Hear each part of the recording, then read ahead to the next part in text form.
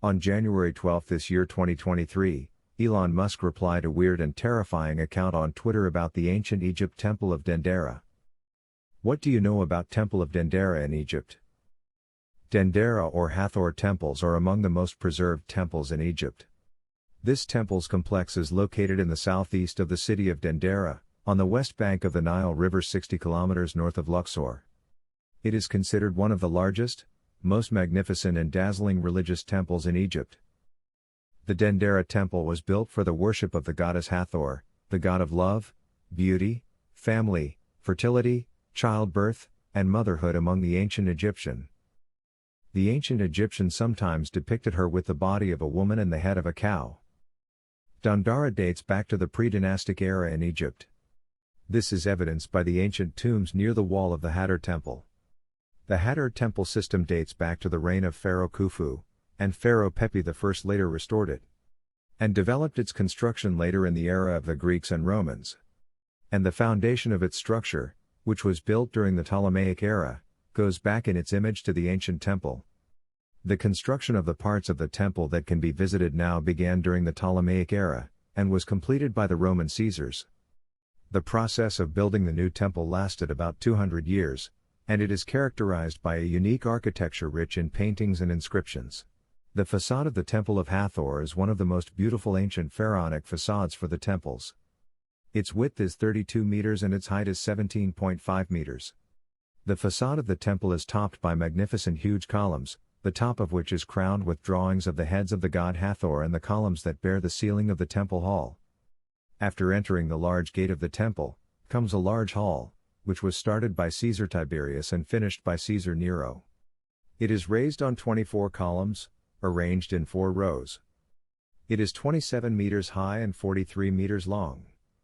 It contains 18 columns with crackling shapes, with the entry of light and shadow in a unique astronomical image. The inscriptions on the walls and columns of the temple show the Roman Caesars Augustus, Tiberius and Nero making offerings to the gods Hathor and Horus in the manner that was followed by the ancient Egyptians. The columns are decorated with hieroglyphic writings and engraved statues of great accuracy and beauty. There is no undecorated piece, walls, ceilings, columns, all tell us a story through hieroglyphic texts and bas-reliefs.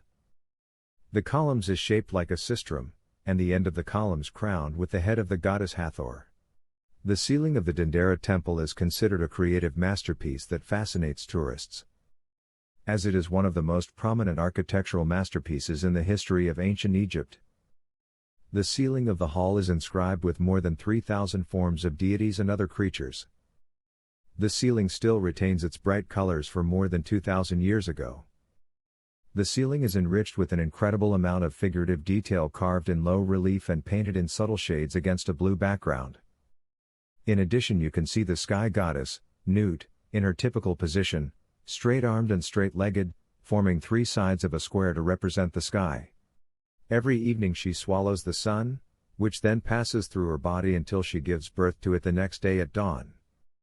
You can also see the astronomical zodiac symbols such as Aries, Taurus, Gemini, Leo, Virgo, Libra, Scorpio, Sagittarius, Capricorn, Aquarius, and Pisces. It also shows winged inscriptions representing the wind and the wind goddess. There are also inscriptions showing the moon in the form of the holy eye, and it is complete like the full moon, and Osiris, the god of the moon, appears. And you will see an inscription that is a white circle with a man holding a pig inside it, which is a scene that represents a total eclipse of the sun that occurred in the year 51 BC. And there is another inscription of the Eye of Horus enclosed within a white circle, which is a scene representing a lunar eclipse that occurred in the year 52 BC. You can also see Osiris, seated on a throne, sails across the sky as the personification of the full moon, accompanied by the seated goddesses Nephthys on left and Isis on the right. Maat stands near the bow of the ship.